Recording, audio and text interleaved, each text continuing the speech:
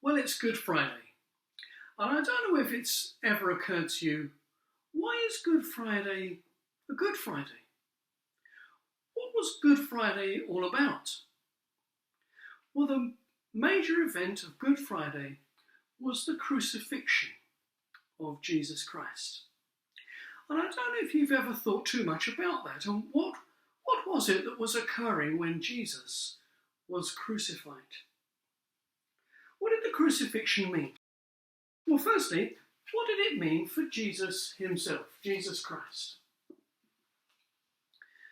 Well, crucifixion was, of course, a form of punishment that was used by the Romans to dispatch the worst of criminals. Crucifixion was a vile, cruel, and barbaric means of execution. The person who was crucified was nailed or roped to the wood and was hung up to die. And usually they died of suffocation. It was so horrible that a Roman citizen was not allowed to be crucified. But for Jesus Christ, it meant more than that.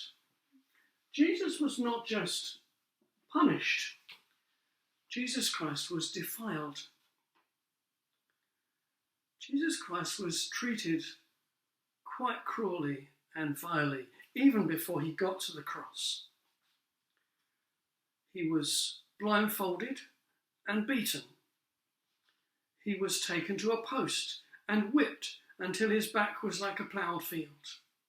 They pulled the beard from his face. They spat in his face. And they put a crown of thorns on his head. And they beat it on with a rod. And then when they got to the cross, they stripped his clothes off him. And they hung him up naked to die. Jesus Christ was the pure Son of God, and they defiled him. But why crucifixion? Why was it that the Jews seemed so insistent that he should be crucified? Why did they cry out, "Away with him, crucify him"? Why crucifixion? Why couldn't he have been beheaded? Well, if you want to know the answer to that, the answer is really buried in the Old Testament, in the early parts of the Bible. In the book of Deuteronomy, God says, "Cursed is anyone who hangs on a tree." Jesus Christ was cursed. And the people of his day knew that, and they wanted him cursed. They wanted him to die a cursed man, cursed by the law of God and cursed by God himself. But for Jesus it meant even more than that. Because for Jesus it meant that he was alienated from God. He cries those terrible words, "Eloi, Eloi, lama sabachthani." My God, why have you forsaken me? Jesus, who had known the ability to talk to God and hear God talk to him. God had said to him, "This is my beloved Son in whom I'm well pleased." But now God has hidden his face. Now there is no communication between Jesus and his Father in heaven. And probably the most amazing thing of all is that Jesus died. Jesus, the eternal Son of God, Jesus, the one who was without beginning and without ending, Jesus, the one who the Bible tells us made all things and gave life to all things, Jesus, the one who raised Lazarus from the dead, breathed his last and died. His lips were silent, his heart was still. Jesus Christ was dead. But what does that mean? What is the significance of that? Well, if we go back in the book of John's Gospel to some of the words that Jesus himself said, we find Jesus saying these words: I am the good shepherd. The good shepherd gives his life for the sheep. So Jesus is clearly saying, I am going to give my life. And I'm going to give my life for my sheep. There is a purpose in my death. I am dying for other people. And in saying that, Jesus is really taking up some words from the Old Testament, where Isaiah tells us that with his punishments, something comes to us, some benefit comes to us. So, who is it that Jesus died for? Well, the answer is that Jesus Christ died for sinners.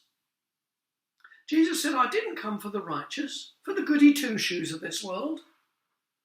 No.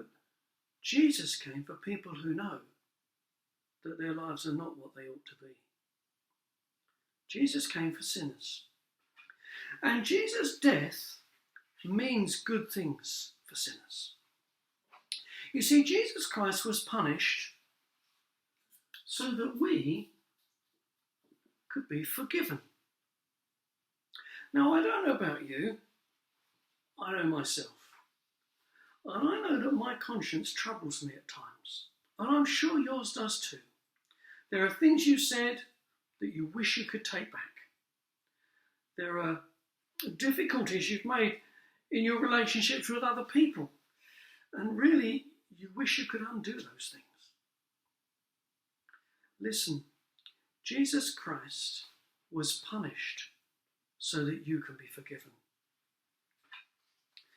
But Jesus Christ was defiled so that you could be purified. Jesus Christ died, the pure, spotless Son of God, taking our sin on himself so that we could receive from him his perfect record. Jesus has done something wonderful and amazing in dying on the cross for us. But more, Jesus Christ was cursed, and the Bible tells us he was cursed so that we could be freed from the curse of the law. The law in the Old Testament tells us what God is looking for, the standard that God sets. I haven't kept it, and you haven't kept it either. And that means we come under its curse and its judgment. But Jesus, the pure, guiltless Son of God, took that curse in order to free us from under the power of the curse of the law. But Jesus was cut off from God. He was alienated from God for this purpose, that you and I might be reunited with God.